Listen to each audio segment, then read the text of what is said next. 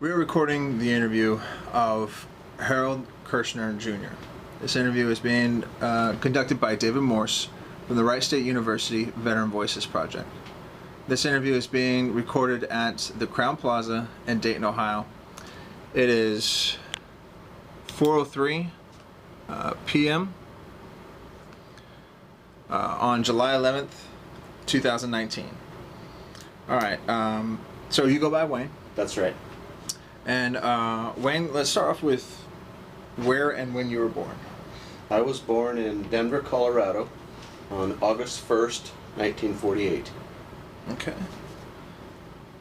And who were your parents? My parents were Harold Wayne Karshner Sr. and Elva Jane Campbell was my mother's maiden name. It's Elva Jane Karshner. Okay. And you have any siblings? I have three brothers. Brother Larry, who also served in the Air Force, brother David, and a sister Karen. Okay. All right. Did any of them serve in the military? My brother Larry, he was in the Air Force. We actually, he actually joined a little bit before I did. He's younger than I am. I managed to dodge the draft a little more successful than he did, and he ended up. It was kind of funny. I was in basic training, and he was in tech school at Wichita Falls, Texas, at Shepherd Air Force Base, virtually at the same time. Oh wow. Okay. That's where my tech school was Shepherd Air Force Base. But you didn't dodge it for too much longer. If you're in basic and he was at tech school. Well, we're 5 years younger. I graduated from high school in '66. The way that and I say it sort of loosely in regards to dodging the draft, but that was kind of a common thing for people to say if they didn't want to be drafted. I was going to school, and I always had to drop out of school every summer and work full time, and I did that a number of times. And every time I did that, my 2S deferment would go away. And early in 1971, I was informed by a friend of my in-laws. I was married at that time, and they informed my father-in-law that I was going to not get my 2S deferment back if I dropped out that next summer, and so I decided to just go ahead and make my own choice rather than be drafted. Right. I don't know if you want to hear the story that I always tell about that circumstance. Sure. My father was a Marine in World War II. My grandfather was a Marine in World War I, so I have that Marine background. And when my father recognized that I was serious about getting married with my wife, who we just celebrated our 50th wedding anniversary last year. Congratulations. Thank you. He set me down and kind of had a father-son talk, and he said to me, Wayne, you have a Marine background, and we always had the understanding, at least I always felt, my father saying this, that should I need to serve my country in that way, to defend my country in any form, that I would probably want to become a Marine. And my father indicated quite sternly, I might add, that in this war, which we're talking about the Vietnam conflict, in this war you do not want to be a Marine, and you, for God's sake, don't want to be in the Army. So you might want to consider another choice if it comes to that. You might want to consider joining the Navy. So when I found out I wasn't going to get my 2S deferment that following fall, I went to a Navy recruiter in Grand Island, Nebraska. It was a large recruiting office, so all the branches were there. And I sat down with the Navy recruiter with the intentions of going in on a delayed enlistment program so I could finish the semester, and had started the paperwork. Went home, and that next Sunday, a gentleman who was a friend, he graduated from high school 2 years ahead of me, called me. I knew that he was in the Navy at the time. He said, "This is Dave Nauman. I hear from your brother, or from your brother-in-law, my wife's brother, that you're going to join the Navy. And I said, well, yeah, that's where I'm at right now. And he said, you know what I'm doing, right? And I said, well, Dave, I know you're in the Navy. And he says, that's right. And he said, I gave up 2 years of my life to get off a blankety blank blank ship. Okay? And he says, do you know what I'm doing now? I said, no. He says, I'm a Navy recruiter in Denver. And I heard you were going to join the Navy, and I thought I was going to do the friendly thing and call you to suggest you maybe think about the Air Force. So, because he knew we were newly married, we'd been married actually at that time by about 3 years. He was married, newly married, and a new father at the time. And he recommended the Air Force over the Navy. So I went to the Grand Island the next day and went into the Navy recruiter, told him I'd changed my mind, went across the hall into the Air Force recruiter's office, and we started the paperwork. And I went in this was in late 71, and I went in on, signed up for the delayed enlistment program, and then I was sworn into the Air Force in February of 72. That's how I got into the Air Force. Wow. That's pretty incredible. That's a really interesting story. So your dad and your friends looking out for you, as far as what's going to be best for you and your family. Yeah, exactly. And to be quite frank, it turned out, I'm sure, to be the best, because it wasn't too long after that, the one and only time that I was ever on a ship, I was so seasick that I recognized that I would have been miserable on a ship, irregardless as for the time frame, because his frame of reference was you might not see your wife, but once every 6, 8 months, 9 months, if you're in the Navy, and you do get on a ship. And with my luck, I'd have ended up on a ship. So the Air Force turned out to be the best choice, and my first assignment was CCK Air Base in Taichung, Taiwan. That's great. So let's back up a little bit to basic training. When did you enter into basic training? Oh, I'm not exactly good on dates. It was February something 1972. I don't remember the exact date. Okay. Flew out of Omaha to Lackland Air Force Base and went through basic training there. One of the first things that I learned, and I've made the mistake several times, you're going to hear a series of stories, not like that I've rehearsed them, but I've told them a number of times.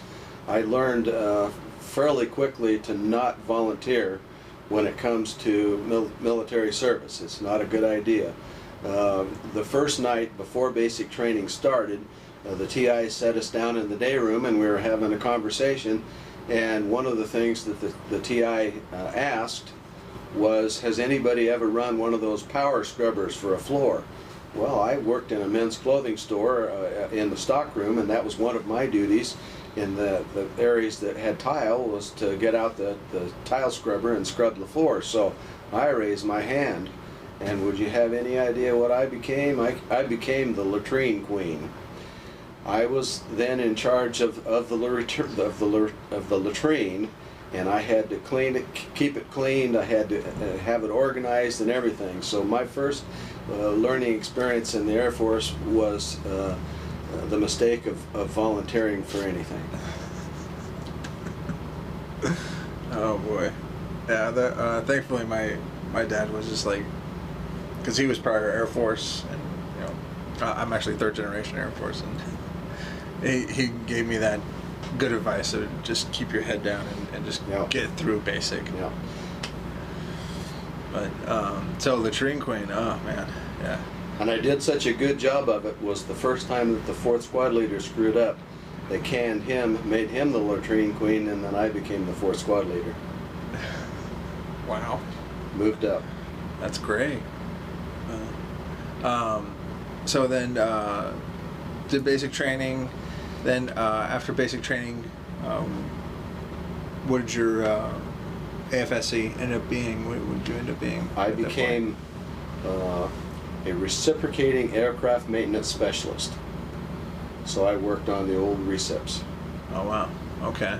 And where was tech school for that? Shepherd. Went to Shepherd Air Force Base to tech school. All right. And how long was Shepherd Air Force tech school there?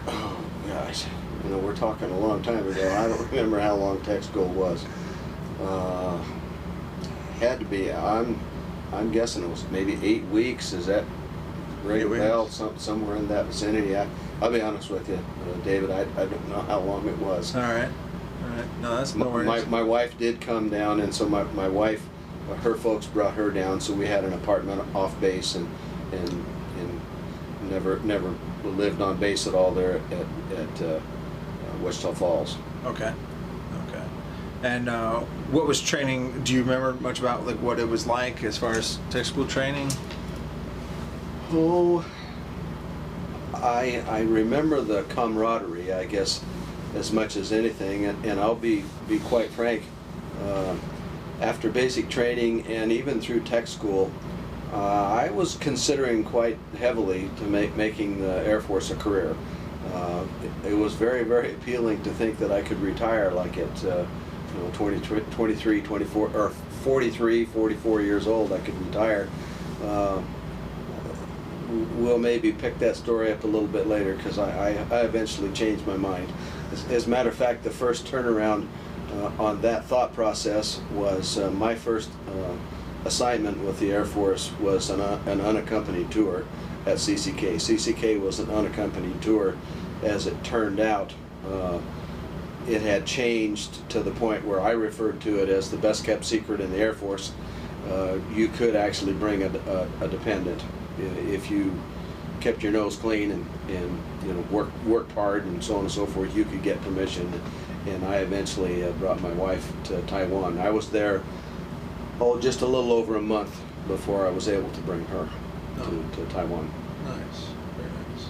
All right, so you get through basic training and tech school, and you said your first assignment was CCK. Correct. How did you feel about that? Well, that was, like I said, that was one of the first turnarounds.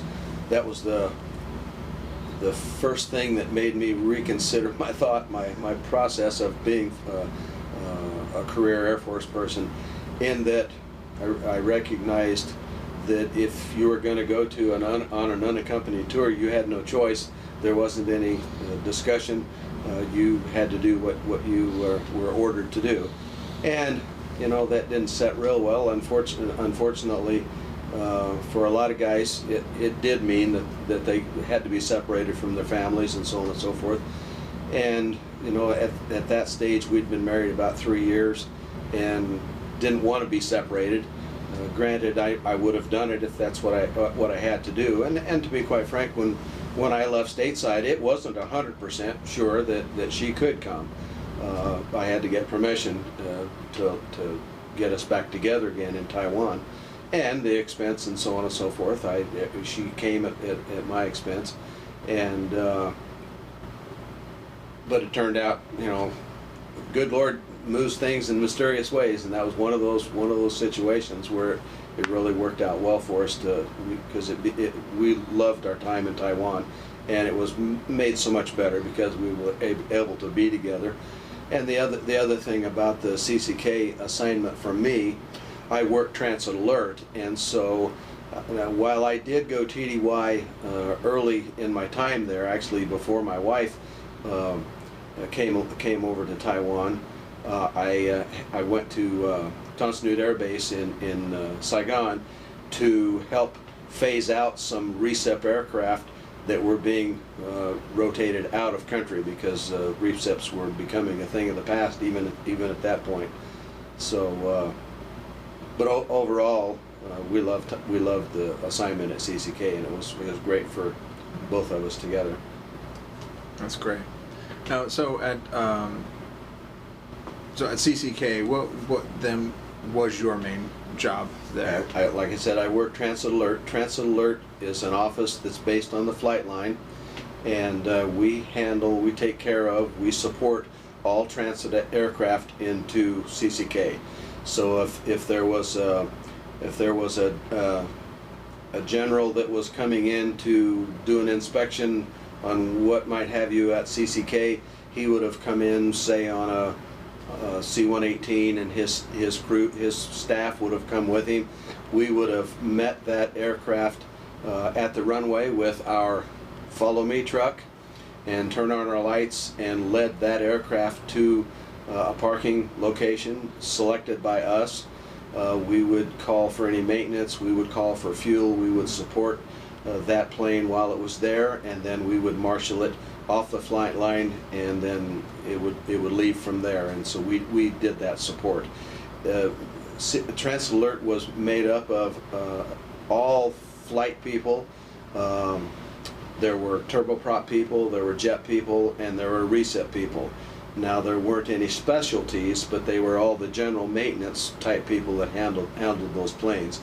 If something was wrong with a plane and we needed avionics, or we needed some special, if we needed an engine person, then we would contact them, and then a turboprop person would come from the engine shop if it was a turboprop that was needing an issue, and the Transit Alert would coordinate that.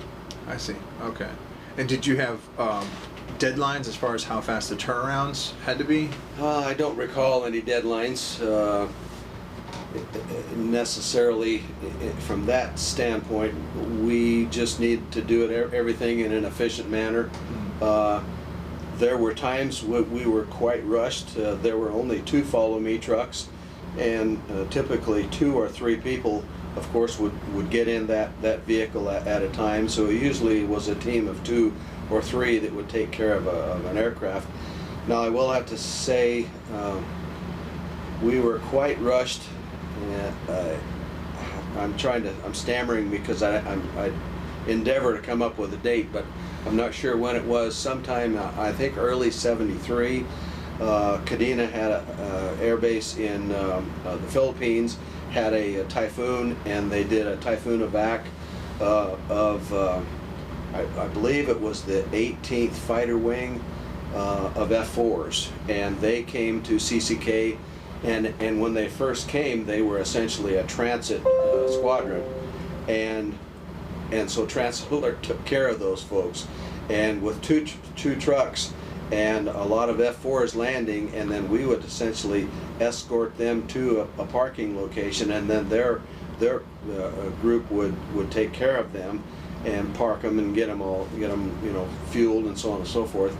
But it was we'd never handled, while I was there, we'd never handled that many planes coming in all the time. There's a story that I usually tell about the first couple of days of those F-4s coming in that is somewhat humorous.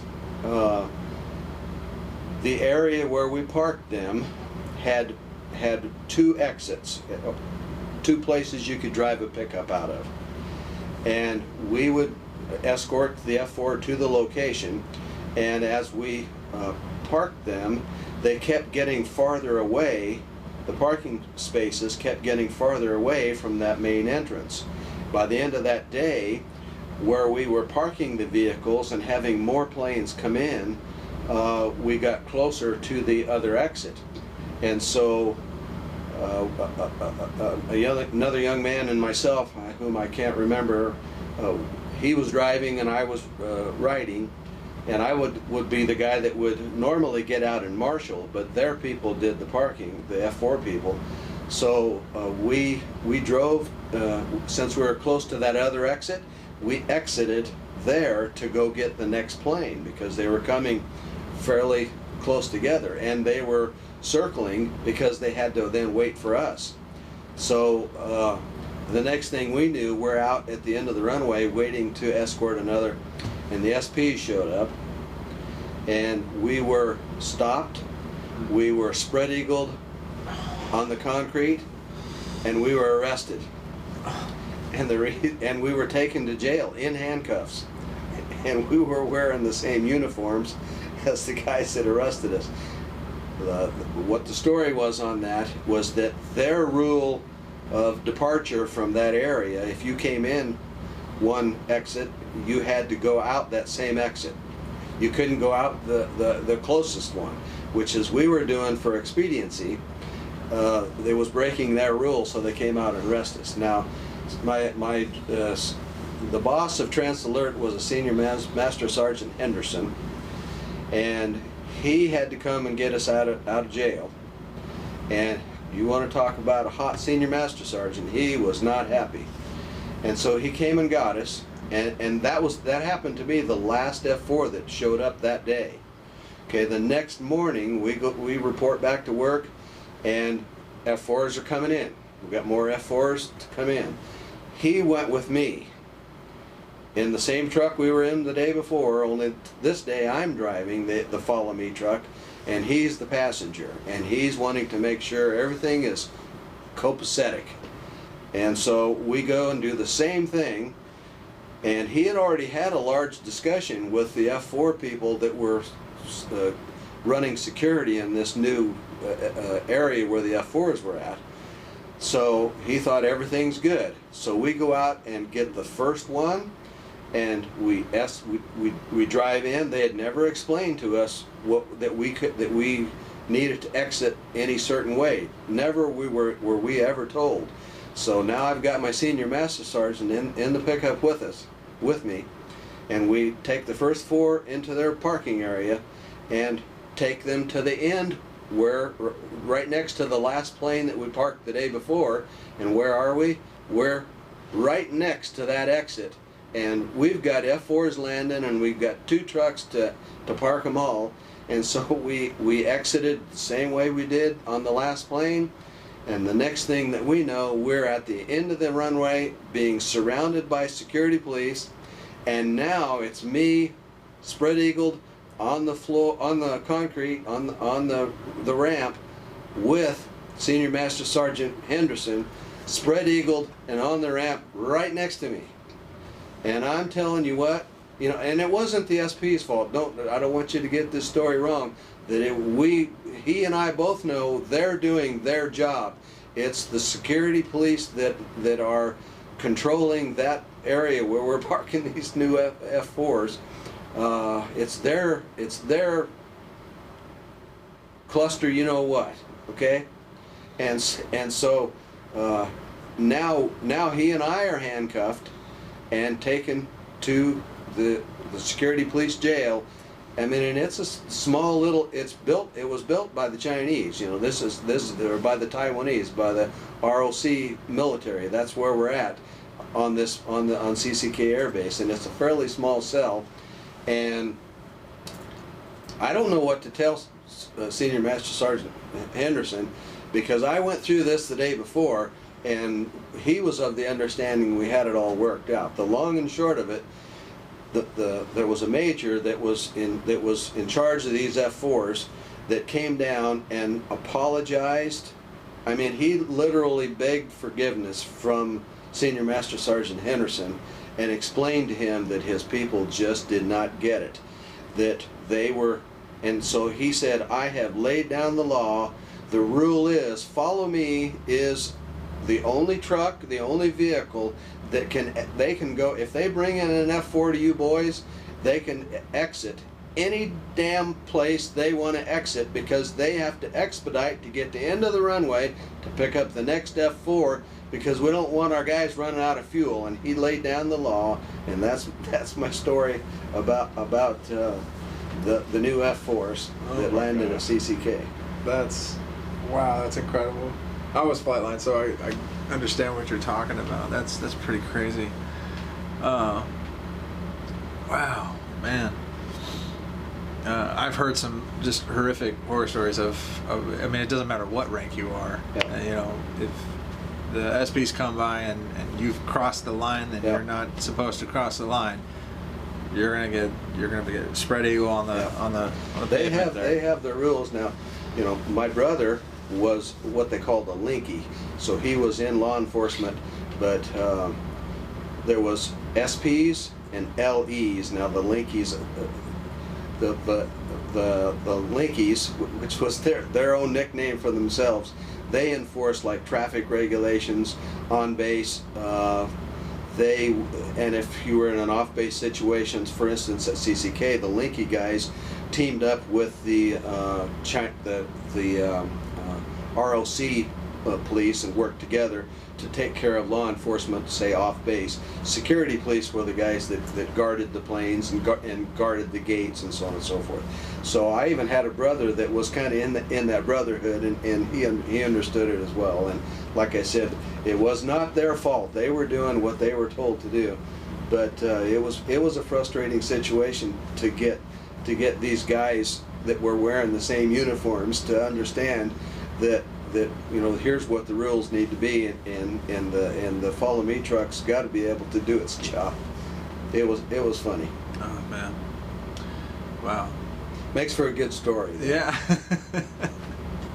for sure. All right, so when you let's go back to like when you first arrived at CCK. What were some of your first impressions of CCK? Well, as a newly married airman and on his first assignment, and a Midwesterner that had probably up until that time never been out of the state of Colorado or Nebraska, everything was new. Now I will have to say that I turned 24 the day I arrived at CCK Air Base, arrived on my birthday, and so I was a little older than what a lot of the guys that were, you know, just out of tech school and that I went through basic with were excuse me, were just out of high school, maybe a year or two. And so I was somewhat mature, but the first thing on my mind was how to figure out how to get permission to be able to bring my wife and find some good living conditions that we could live in off base and so on and so forth. Now, I do have another story that kind of goes along with that first, you know, raising your hand kind of a deal where I volunteered.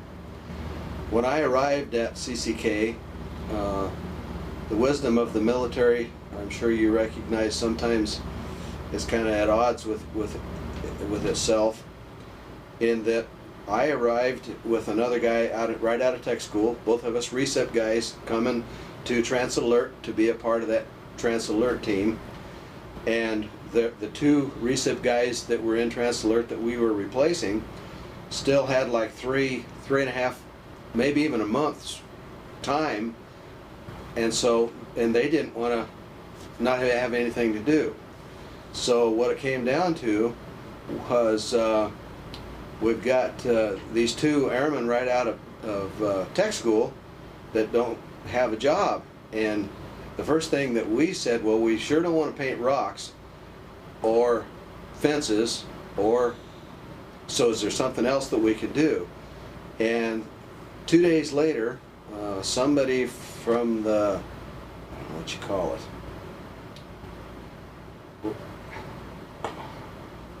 It's been so long since where everybody checked in, you know,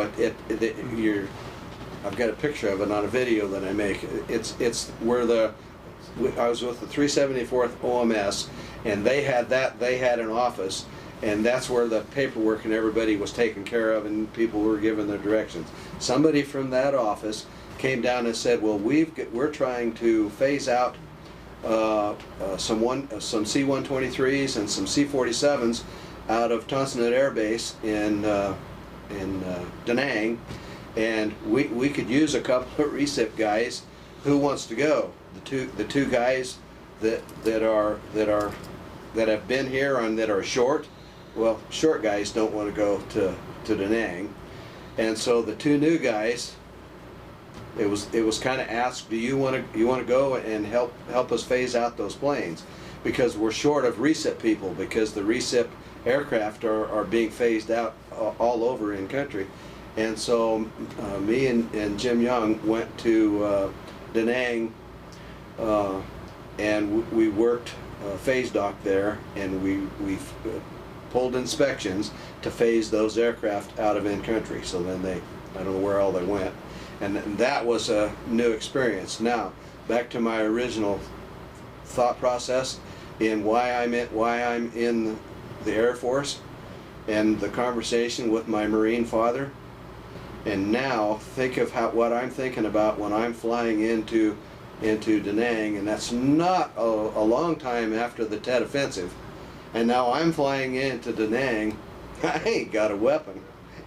I'm flying into Da Nang with a cloth tool bag to pull inspections, and I don't have a weapon. If I'd have been in the Marines, I'd at least had a weapon. But I always tell that story for entertainment purposes only. We had no danger that I ever witnessed at Da Nang. As a matter of fact, because we were TDY there, we were not even allowed off base. We could go anywhere we wanted to on base, but off base was off limits for people unless they had PCS orders. The short-termers that we were at that time, we couldn't even get off base. So I didn't even get a seat downtown Da Nang. Oh, really? Yeah. Oh, wow. It's probably a good thing. Yeah. Wow. Man.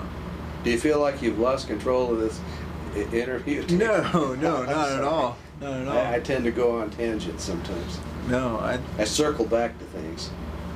I think it's pretty incredible just how the opportunities that keep coming up for you out of this whole situation, really. So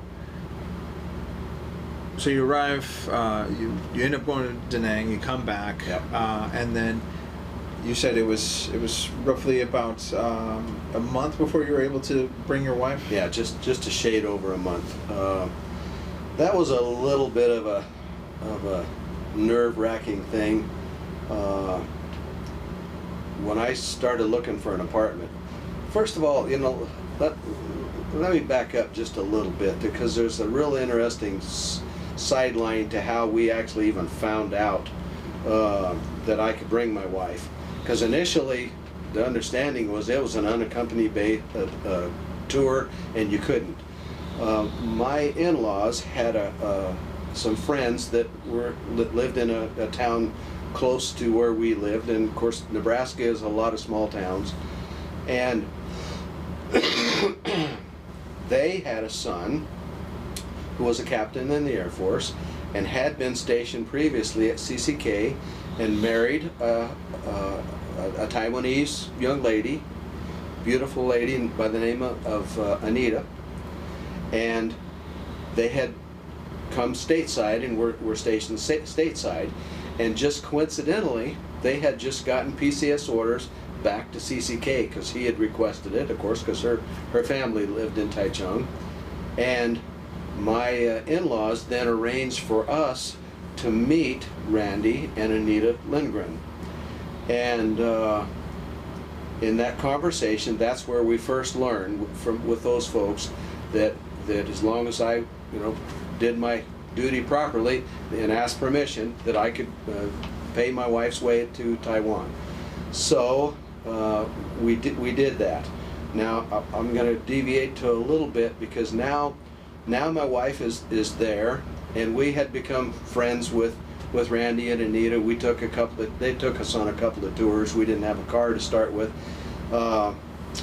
and Anita is with child and had a boy while we were both couples were at CCK. And I feel like I'm now going into a name dropping mode, because that young boy that was born in Taichung, Taiwan, his name was Kjell Lindgren, who ended up growing up, of course, and we lost track of him, but we kept close touch with his friend or with his family on a regular basis. But he grew up in the States, graduated with honors, a tremendous athlete, went to, gosh, words escape me, in Colorado Springs, the Air Force Academy. Sorry. He went to the Air Force Academy, graduated, became a doctor, and then went on to become an astronaut, because he wanted to be an astronaut all of these years. That was his dream, and so he became a doctor for astronauts And I'm not good with years, but he was on the International Space Station and broadcast a number of broadcasts from the International Space Station. Just a tremendous speaker. So my wife and I babysitted for a future astronaut of this couple while we were in Taiwan. Wow. And is that not a cool story? That is to be able cool. to be able to know somebody. Now I'm sure he has no recollection of us other than we are friends on Facebook, and so he has seen how thrilled his acquaintance with us has made us. But you know, I'm sorry. You see how I got into another one of those stories, so I forgot where you were going. So you make sure and bring me back. Sure. Wherever you want to go. But I'll be honest with you, David. You know, when I recognized this opportunity to visit with you and to put this testimony down, I've told the stories. You know, the story about Chell here and there, and I've told the story about the security police spread eagle in me, but I've never told it in one setting, all of those things that affected us. And so I did kind of look at this as an opportunity to do that. Yeah, good. That's what this is for. Okay. No, what an incredible story. That's awesome. It is. It's absolutely magical to me. Yeah. To have that opportunity. Wow. No, but so you were able to bring your wife with you. How did the dynamics change for you out there at CCK? Really, the dynamics as far as the work didn't, because like I mentioned, I worked Transit Alert, and so other than that first TDY before she got there, Transit Alert folks, it was so rare for anybody out of Transit Alert to go TD to even think of going TDY, because if you were particularly a recip guy, there were no reciprocating aircraft on at CCK except for those that were flying through. That's why we were there, and so on and so forth. But back to the dynamic of my wife coming. Of course, it was a thrill and a nightmare for her at the same time to be reunited. But finding an apartment was really tough. You have to understand, in the early 70s, the aroma that was persistent in Taichung, Taiwan was absolutely horrendous. It would take you a little bit to get used to it. Have you ever seen the book? If we go upstairs, I'll show you a little book that the title is Poo Poo Make Prant Glow.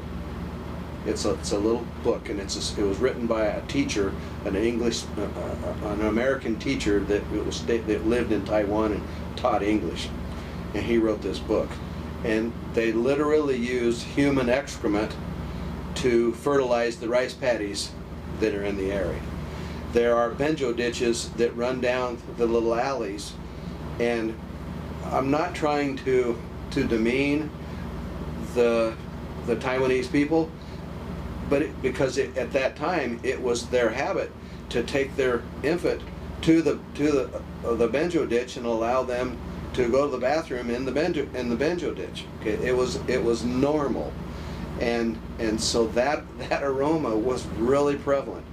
My wife, on a couple of occasions, was literally sick because of the smell in some areas. It wasn't that way, you know, all over, but in some areas it was. And to be quite frank, the living conditions I looked at apartment after apartment. After I got back from my TDY, every night after work, I was looking at apartments, and I could not find anything, because everything was really worn out, or, you know, if there was GIs that lived there before, they didn't take care of it. It was really tough. And I finally found something that the apartment wasn't finished, and so therefore it had never been lived in. And so we ended up finding an apartment that was pristine and literally brand new. And so that was marvelous.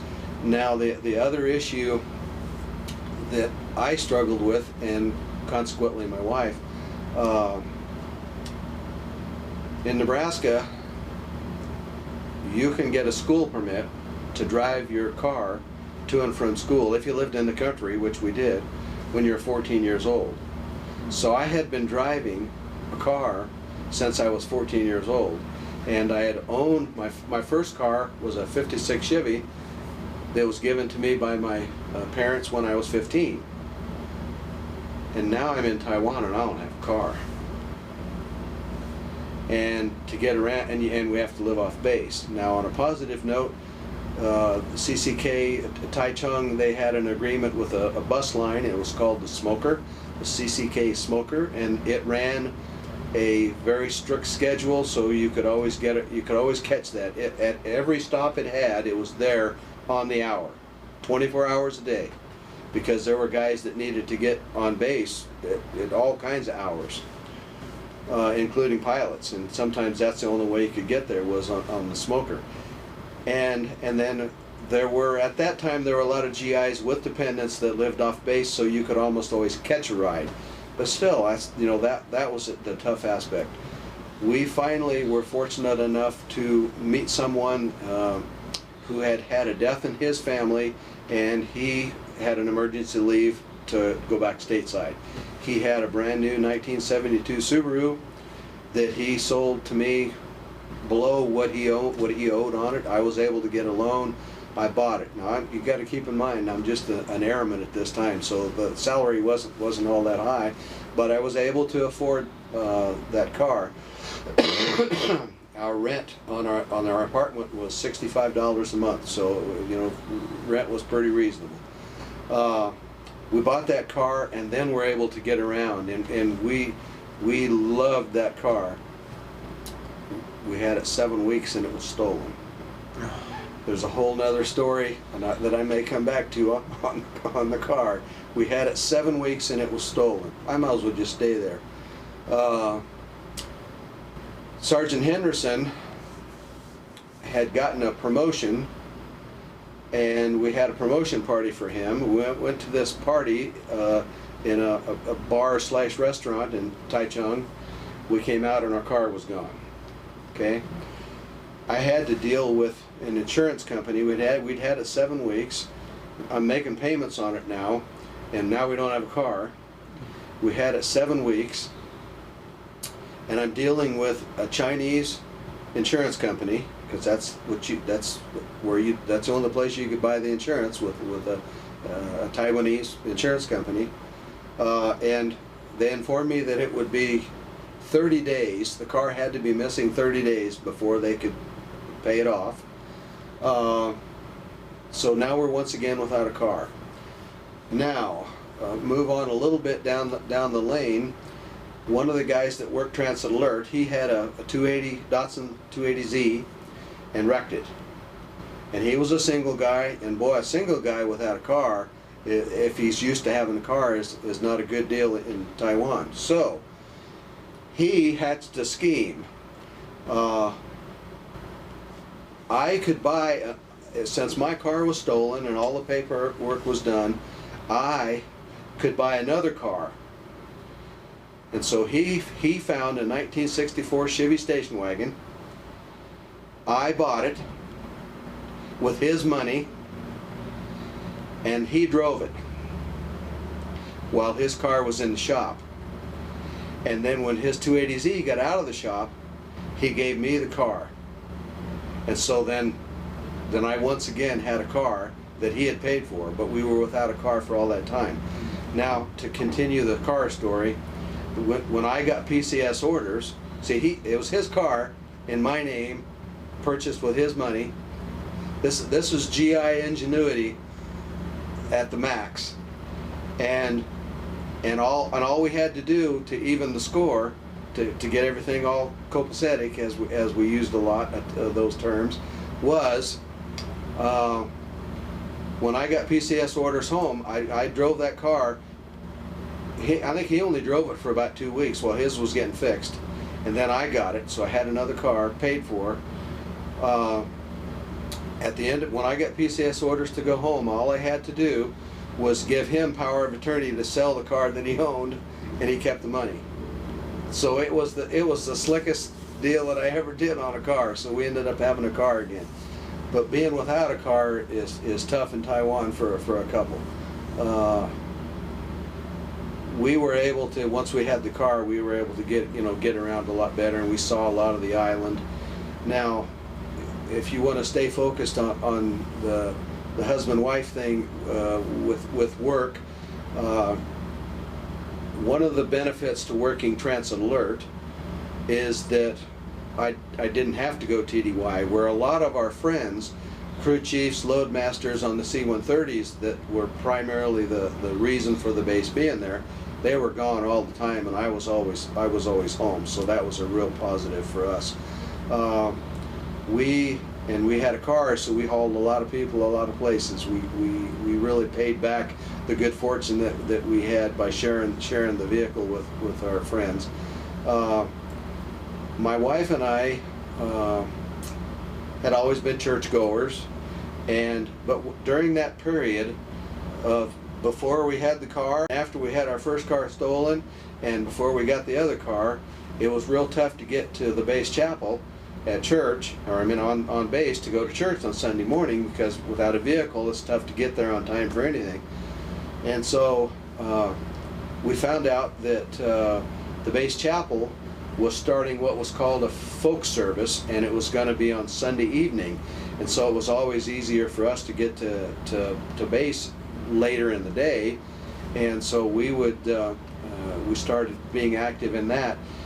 The first time we attended that, the chaplain, Dave Barton, who is since passed on, said we're looking for guitar players, and I had just started learning how to play the guitar, and I did learn that if I could play with people that really knew how to play, I would progress faster.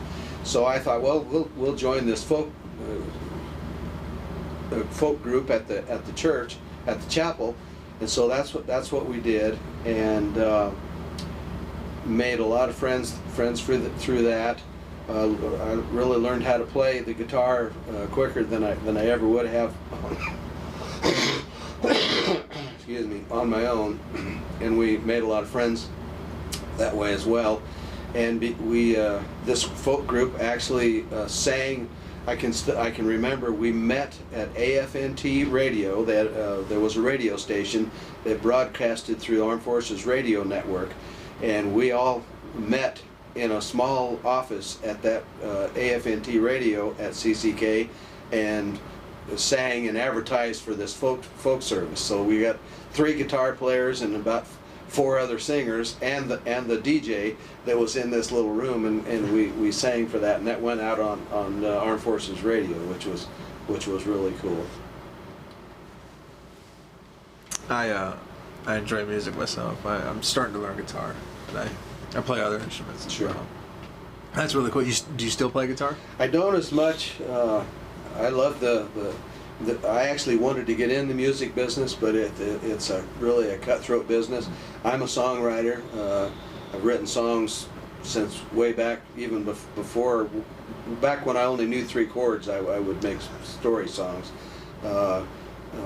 and there's another story that goes along with that on the music side. A good friend that is still a good friend to this day. We had parked a plane, and he needed fuel. So we call for a fuel truck, and the fuel truck comes. He hooks up his fuel line and he's pumping fuel, and the Transit Alert people have to stand fire guard. And so what do these 2 guys, the fuel truck guy and the guy standing fire guard, which was me, we don't have anything to do but watch and make sure nothing's going wrong, and start shooting the you know what. And so I said, hey, I just joined this, my wife and I just joined this folk service, and they're looking for guitar players. You play guitar, or you know anybody that plays guitar? And he said, well, yeah, I play guitar. And he says, come over to the barracks, and I'll show you after work. I met him over at his barracks, and he had a sound-on-sound recorder, Sony sound-on-sound recorder. I'd never even heard of such thing. You know, I'm from the back hills in Nebraska. First one I'd ever seen. And he had recorded, just him, and this man's name's Ron Byrne. Ron had recorded the Beatles song JoJo. And he did all 4 voices, because with sound on sound you could just, he did all 4 voices of the Beatles.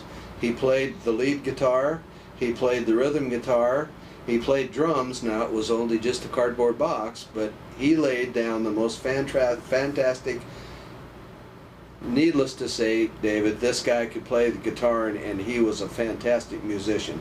We got him to join the group, and there was an offshoot of the folk group. We got together, my wife, and then Ron brought his wife over, Susan, and a young lady by the name of Mary McGinn, who her husband was a crew chief, and he was gone all the time, so she hung around with us all the time. So the 5 of us formed what we called the CCK folk group, and we also performed and sang over Armed Forces Radio at the time.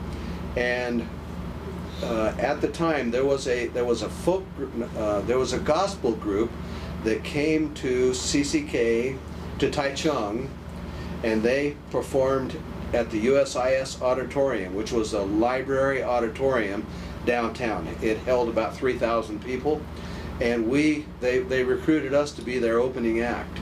And so the 5 of us sang in downtown Taichung in the most fantastic advanced sound stage that I'd ever seen in my life. They had a light room up above here, they had a sound room that was up above there. The audience couldn't see it, but they were behind glass and we could see it on the stage. The gospel group got on risers that were in the basement, and when our performance was over, the gospel group rose out of the floor to perform. This was, for 1972-73 period, this was an amazing stage. And they had radio mics. Ron and I were each on a radio mic, and the radio mics came up out of the floor. It was amazing. And the sound, I knew after that with sound system like that, even an average group like us could sound phenomenal. We literally had people come backstage and ask for our autograph. That's how good they made us sound. Wow. And that was a blast. So we performed at the base chapel. I say performed. We supported the folks that came to the service at the base chapel, and that was an amazing witness for us. And we really loved that. Now to go on with that story with Ron, later got into the music business, started his own band out of the Denver area called Flatiron. A couple of stories I'll tell you there. I shouldn't do this. He ended up getting divorced. The music business is harsh on marriages. He ended up divorcing. I witnessed him struggle because in the music industry you get drugs. He had a hard time keeping drummers because they were all stoned all the time, and you can't pay somebody enough that's a good drummer to keep them. So it's a struggle. But the one story is that they were performing at a club in Denver and had gotten held over. Okay, and for a band to get held over in a popular club is a cool thing, and we were still connected. I was stationed at Peterson Field in Colorado Springs. I was still in the service, but Ron had got out. So he called my wife and I, and he says, "Hey guys, come up. You guys got to come up. We got held over. They love us here. Come up and hear one of our performances." So we went that weekend, and we sat through their first set, and it was a blast. And by this time, you know, in a bar, in a drinking bar, and a good band that's playing, everybody's feeling real good. And so at the beginning of the second set, Ron says, "Now we're going to do an original song by Wayne Karschner. It's called If I Had a Nickel." And He says, I want to introduce you to Wayne. He's here tonight. Had me come up on their stage to introduce me, wanted me to sing along. And but the craziest thing for a songwriter was they got into it. When they got to the chorus, everybody in that dadgum bar was singing the chorus to my song because they had been there for like 30 days, and so everybody had learned that song. I didn't even know he was playing it. So it was an absolute blast. Now I'm going to go one more step with Ron Byrne. We lost track of Ron. We were close, and I think it was a struggle for him, since we were such close friends with he and his wife, and then his wife and he separated and divorced. That I think that's probably how we lost track of him. Well, I'm guessing 10, 11 years passed, and I had been writing songs and writing songs and writing songs, and I wanted to cut a demo. I didn't want to get in the music business any longer, but I wanted Garth Brooks to record one of my songs. That's what I wanted, okay? Right up front, be truthful with you. That's what I was after. But I wanted Ron's opinion on the music that we did. And we had just gotten involved with the internet about that time. We're talking about maybe 1992, 93. That's about when we got our first computer. Bought it for a word processor, so my daughter in the 9th grade could use a word processor. But anyway, I did an internet search for him, and I found, I got an address. I wrote to him and gave him our number. No. I wrote to him, and then he sent his number, and I called him, and guess how he answers the phone? And he's kind of chuckling because he sees who this number is. It's probably us. And he answers the phone. This is Ron. He says, Naked Air Recording Studio, this is Ron. He had started his own recording studio. So a long story short, eventually Ron produced a CD of my original songs, and we reconnected and have been close ever since. So the only sad part is that he couldn't get away to come to the reunion, so that would have been cool to do that. But see how those circles keep kind of going around, kind of life in a circle kind of goes around. You know, I meet what turns out to be one of my longest. I am his longest living friend. He's had some others that would have been longer, but they died. And to have those close connections that all came from talking to a guy delivering fuel to a plane at CCK Air Base in Taichung, Taiwan in 1972. That's crazy. Yeah, it really was. Wow. That is awesome. So, how long did you end up staying at? It was at CCK. It was a 15-month tour, and they wrote everything was winding down in Vietnam and so on and so forth. And I think I ended up only being there 14 months instead of 15 months. And then my next assignment was Peterson Field in Colorado Springs. Now I should say that we really had a nice send-off from Taiwan and the base chapel, and a lot of friends and so on and so forth. And my wife was with child when we left Taiwan, and there's a little story that I always tell there. It's somewhat facetious, like everything that I do, is that I told people for years, especially after my son was in college and playing ball, and I says, isn't he special? And you know, if you pull down this right back here, and he's got a stamp there that says "Made in Taiwan." That's funny. So you went to Peterson, said? Yep. And then at Peterson, what did you end up doing there At Peterson Field, I worked in a phase dock, and once again, the job of that phase dock was we were phasing out reciprocating aircraft out of the general Air Force inventory. That's all we did. They'd bring in a C-118.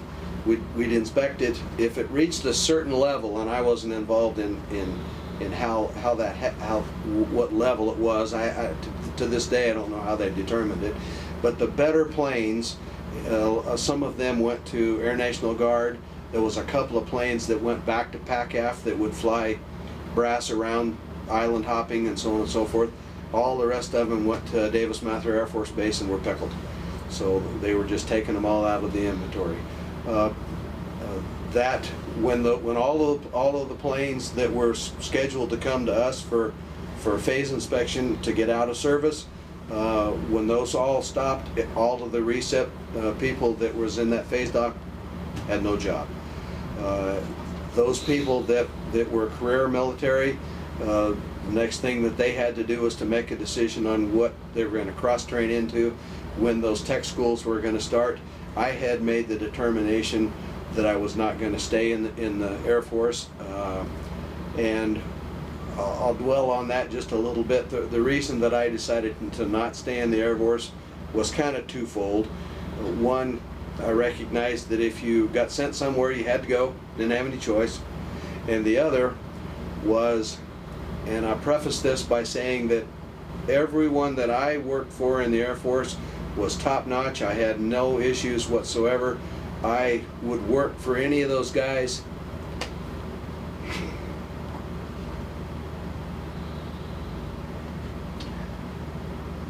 Yeah, sorry.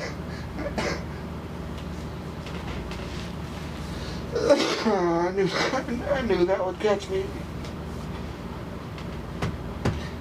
I would work for any of those guys today. Sure. But I saw some guys, I witnessed some things that just tore people up because they were working for a real jerk, and there was nothing they could do about it. It made their lives miserable. At CCK, I had dinner with a young security policeman. The security police had an office right next door to Transit Alert, and they had a flight line kitchen, and just so happened to be 2 days prior to this, a young man had visited with me and confided that he was having trouble with a supervisor and he didn't know what to do, and I think it was 2 days later he killed himself. He climbed in the back of the pickup right in front of the security office, and it was one of those cloth top covers on the back, climbed in and put his .38 in his mouth and killed himself. And so I recognized that for my own benefit, I could not tolerate something like that. And I recognized that in civilian life, if you're working for a jerk, or if you don't like the job, or if they're wanting you to do something that you don't want to do, whether it's morally or whatever choice it is, you don't have to do it. In the military, you do. And I recognized that I couldn't fight that, and I couldn't tolerate that. So that's why I decided to get out. Now, there's a little bit of a, I don't know, did we cover that? That I kind of got sidetracked and went back to CCK there for a minute. No. Excuse me. Yeah, no, so you were at Peterson, then you decided to get out from that point. There is a little more there. Again, I enjoyed the work, enjoyed the people that I work with, created a lot of friendships at Peterson Field as well, did a lot of fishing. Tell you a fishing story. Couple of guys, Larry and Bobby. White guy, about 5'7", black guy, about 6'4". They had been buddies. They were like this forever. Neither of them had ever been trout fishing, and I heard that. I grew up in Colorado. I'd been trout fishing all over, and I took them up to a lake up above Colorado Springs, and I taught them how to put a bobber on, and then some leader and a fly, and you could do fly fish actually on a lake, and that's hard to do. And they caught fish. We all caught our limit the first time we went up there and just had a blast. And those guys were the most fun, I think they were both staff sergeants, and by that time I was a buck sergeant, and they just couldn't praise me. We went back to work that next morning, or that next Monday, and they were bragging about me like I had just torn down the wall in Berlin. I mean, that, I had got them so they could catch trout, and they were fun. We went back then the next week, and race relations in some situations were difficult then and difficult today. But these guys, Bobby, the black kid, he was from Kansas, and if you talked to him on the phone, you couldn't tell that he was black, and he acted just as white as everybody else, but he was a black guy. And we went back to this same lake, and walking down the hill to the lake where the touristy people all were on this side of the lake, but where the fish were, which I knew, was all on the other side of the lake. But old Bobby, he is excited to go catch fish again, and he's bounding down this lake, big black boy bounding down this lake, and he's saying, "Let's get them jumpers." And of course, there was about 4 families down there below that thought this big black kid was coming down for trouble, and all Bobby wanted to do was to go catch more trout. But you can kind of see the conflict there, and I thought that always made a funny story. And since we're kind of on that subject, I worked in my time in the service. I worked with Hawaiians, I worked with Filipinos, I worked with Taiwanese, I worked with black kids, I worked with Hispanics, and there wasn't an issue with us, with nobody that I was with. We were all a unit. Ah, got it. I got past that who's your parents deal with no problem at all, and now I get emotional. Anyway, let me tell you kind of the ending of my Air Force, if that's kind of where we're going. All the receps are gone. We don't have any work. The guys are going to different tech schools that I'd work with, or they're on the litter getter, or they're painting rocks. And that just set me on fire. So I'm gonna back up a little bit. I arrived at CCK as an airman first, and I presented well, I tested well, never been in any trouble. I'm a married guy. So Sergeant Fukuhara, who was from Hawaii, I shouldn't say Sergeant, Tech Sergeant Fukuhara was my boss. He sees Airman Karschner. He says, "Karschner, I want you to go down and test for, do this every month, test for Airman of the Month." So I tested, and I ended up Airman of the Month. They had an award ceremony for the Airman of the Month, and the NCO of the Month, and the squadron commander, Major Ward, presented a little plaque, not a plaque, but just a piece of paper in a frame. And so I met Major Ward, learned that he had already known, but he confirmed during our conversation that he had come up enlisted, that he came into the Air Force as an enlisted person. He was encouraged to go to OTS, and ended up squadron commander as a major.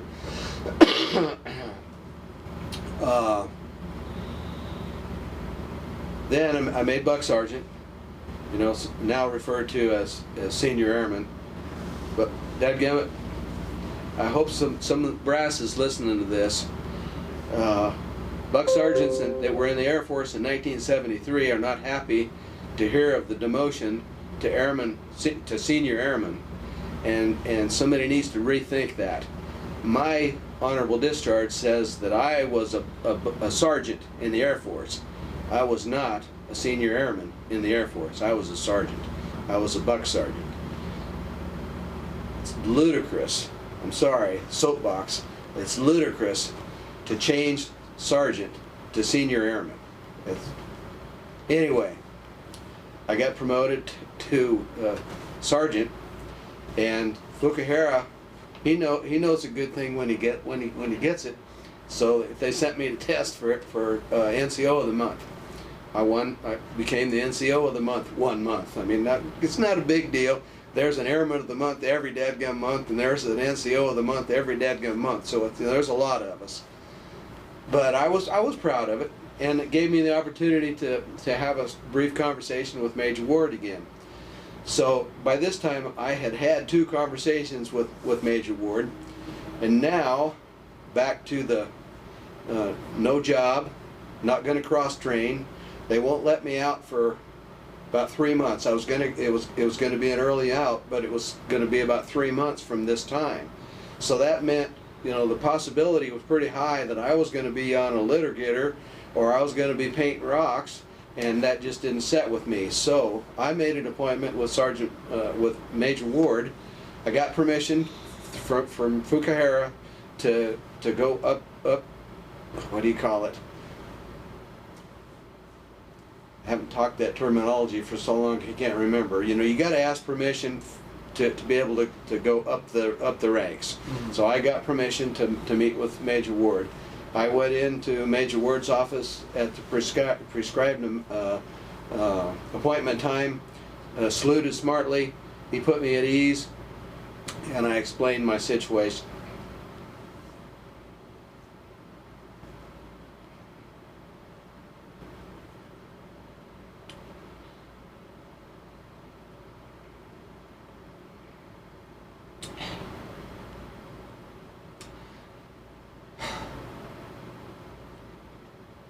Does this happen a lot? Yeah, actually. God, doesn't happen to me very often. Anyway, I explained to Major Ward that I had managed to keep my dignity while in the Air Force for darn near 4 years, and that I would like to leave the Air Force with the same amount of dignity that I came in with. And trust me, the story gets better. It's just hard to get there. I said, what I see happening to people that have served in the same manner that I've served in are out picking up cigarette butts like they're being punished just because they're waiting for a tech school to open. And I said, I don't think you would like to do that either, Major Ward, and with all due respect, I don't want to either. And he said, Doc, he said, do you play pinochle? That's stupid. He said, I could not figure out what in the world is he asking me if I play pinochle. And I wasn't anywhere near this emotional. He said, do you play pinochle, Sergeant? I said, well, yeah, I've played pinochle a time or two. He says, well, we have a Chief Master Sergeant that is in the same boat that you're in. He happens to be our first shirt in this squadron. And he says he's not going to cross train either. And he's getting ready to retire. I think he's 24, 25 years. And he says, I'm looking for a driver for him. He says he's got his own pickup. I mean, he's got his own military-owned pickup. And he says he likes to play pinochle. And he says if you can play pinochle and you're okay with filling in if they're short somebody, because he goes here to play pinochle in the morning and he goes here sometimes in the afternoon to play pinochle, and I'd like you to drive him and I'd like you to take care of his truck, make sure it's fueled, make sure it's clean, and if you'll do that, he says, if that'll maintain your dignity, he says that's your job starting on Monday. So that's what I did for the last 3 months that I was in the Air Force. I hauled him around and played pinochle. It wasn't every day that I played because they had to be short before they needed me. So I would, you know, sit and watch and maybe get in a conversation or two, tell a story, they'd tell a story.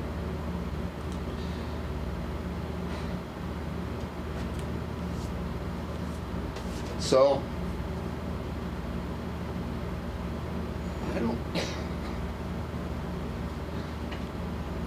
I don't think I ever respected any other person more than I did Major Ward for keeping me, allowing me to keep my dignity. That's really nice. So, could you kind of lighten it up a little bit? yeah. I'd appreciate it if you kind of lighten it up a little bit. Oh, that's really incredible, and good for you for sticking up for yourself too, and just not letting that pass over you. Yep. So how you get out, and what was your plans after you got out of the military? Well, I thought about going back to school. I hadn't. We hadn't really talked about this, but oh yeah, we did too. Been so long ago, I forgot. I had lost my 2S deferment. That's how I ended up joining the Air Force. I thought about going back to school, but after you spend 4 years in the Air Force, I just didn't really feel like going back to school. There's another story that I want to work in there. That gum's going to make me emotional again. I can tell. I've told this before. Going back to leaving CCK, that I hadn't really thought about. We had a briefing. This was a group of military personnel that were all leaving CCK, and we had a briefing. We were all going back on a chartered civilian plane, chartered by the military, and of course everybody had to wear their uniform while they're on the plane. And we had a briefing before we left, and we weren't told. It was just sort of in conversation. This was nearing the end of the Vietnam War, and there had already been a lot of issues at airports with military people in uniform, and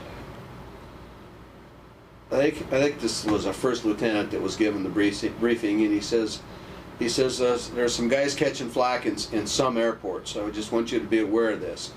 I hadn't really even given it any thought, but I knew that, and so basically what the briefing amounted to was how you do this and that, but kind of an aside was that if you don't think you want to put up with that, you might want to pack some civilian clothes on top, and if you're going to get it then on a civilian plane when you get to the States, maybe you want to change into civilian clothes if that's going to be an issue for you. Well, I knew right away, and this briefing took place like within hours before we got on the plane.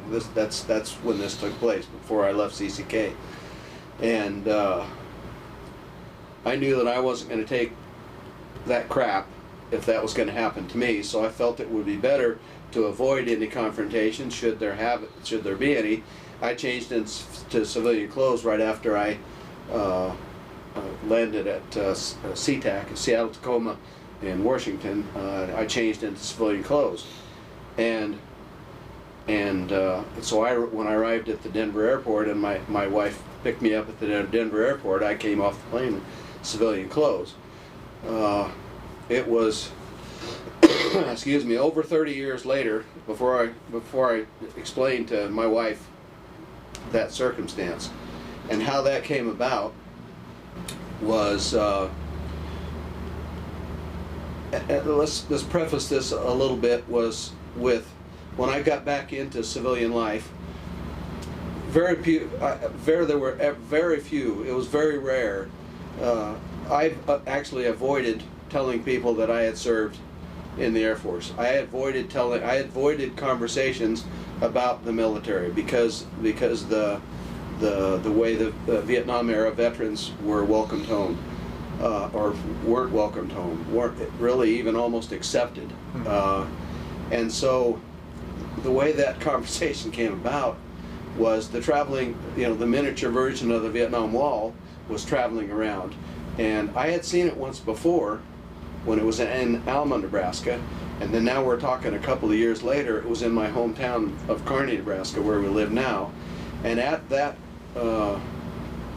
exhibit, if you want to call it that, there was a lady, and I'm sorry, I don't remember her name, but she was with the VA in some capacity to help some Vietnam veterans with the welcoming home issue that they had. And she handed out hugs, and I don't have it on this cap, but she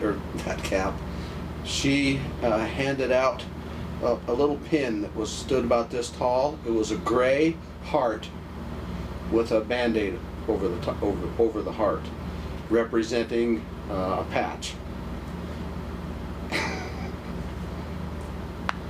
I wear that everywhere on a variety of caps, and that was the first welcome home hug that I ever got.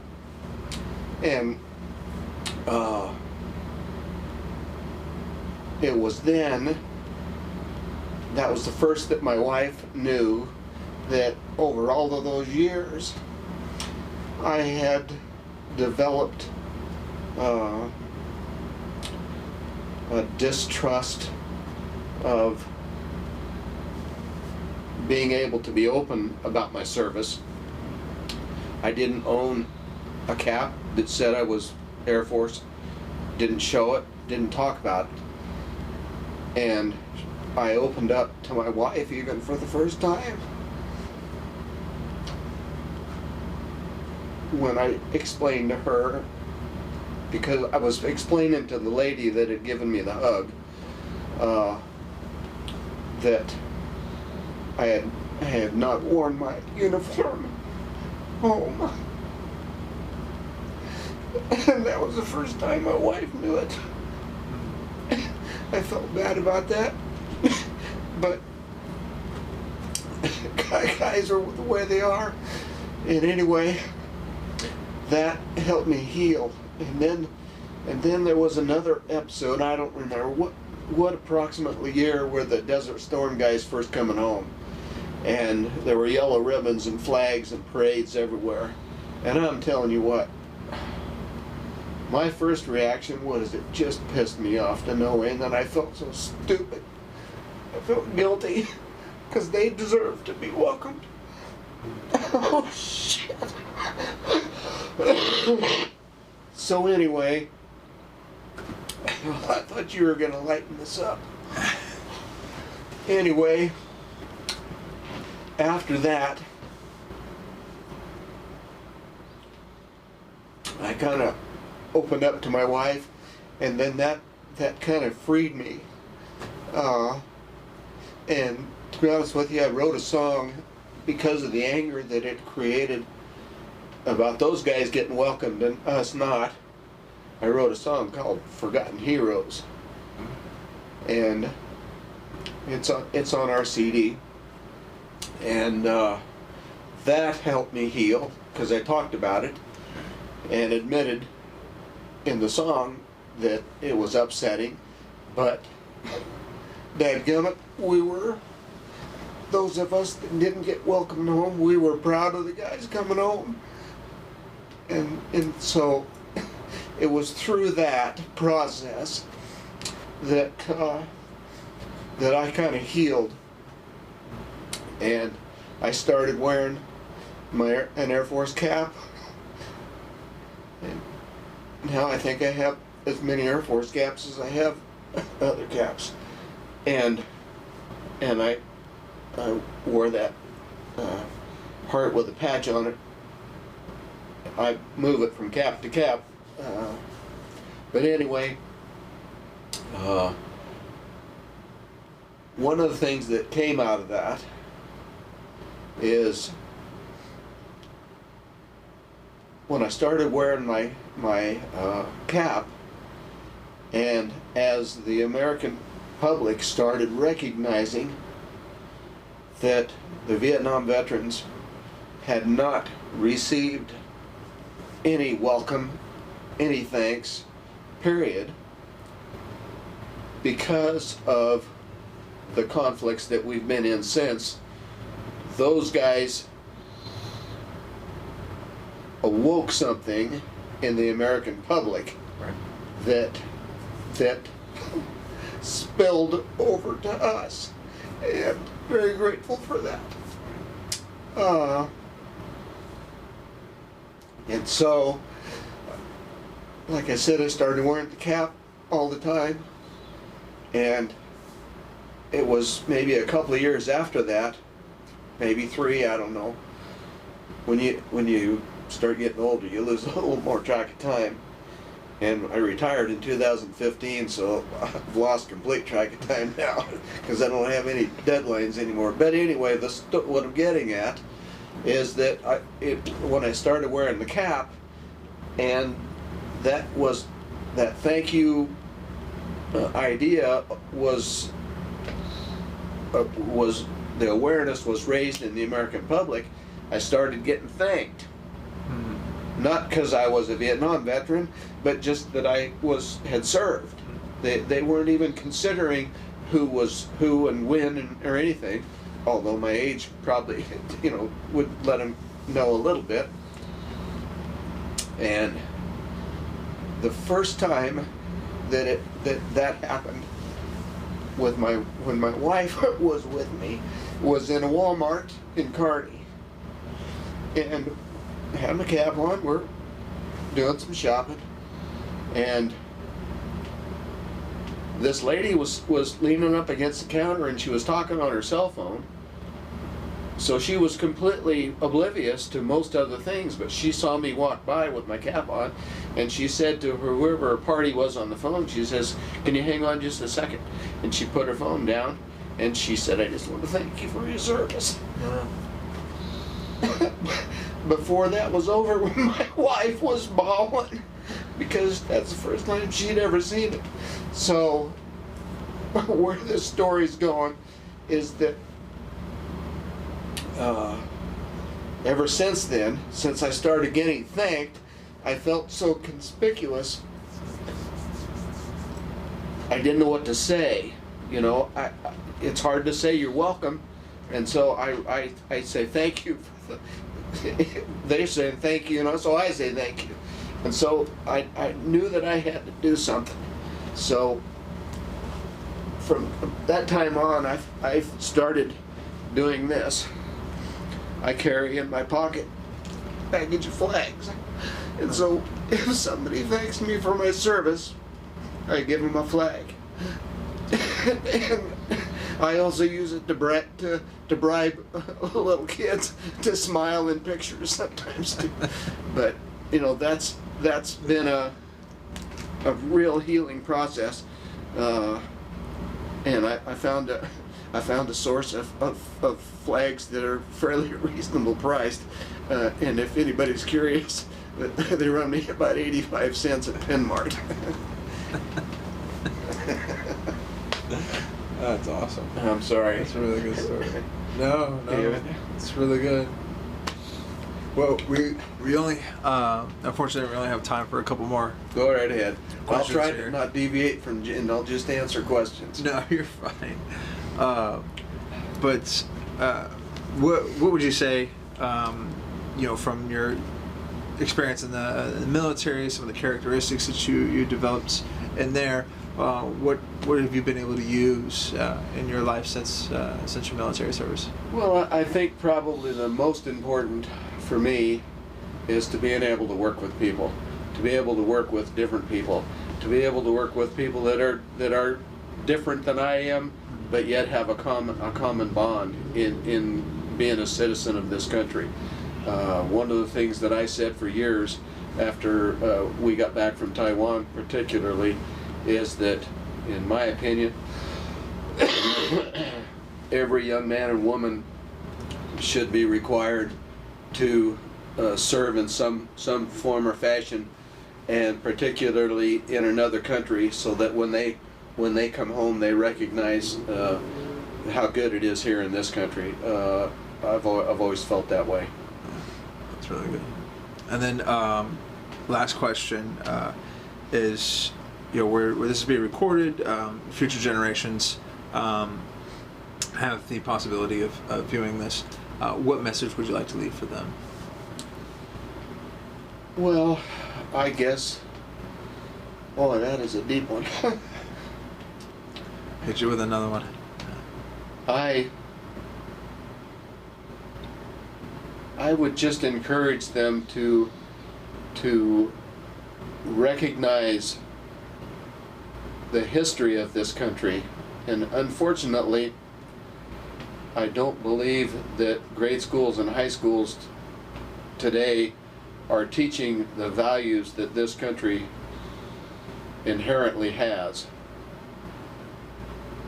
And I would encourage them to expand their reach into history. It's out there. And if you see a veteran, ask a veteran.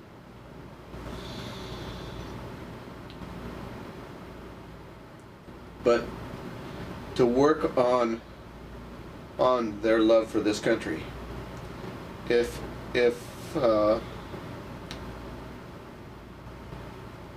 they witnessed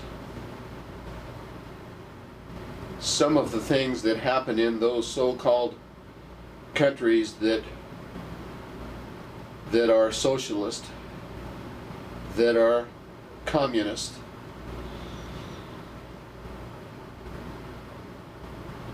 and compare genuinely what those countries are like compared to what we are in this country, they should just be thankful that they're here and not there.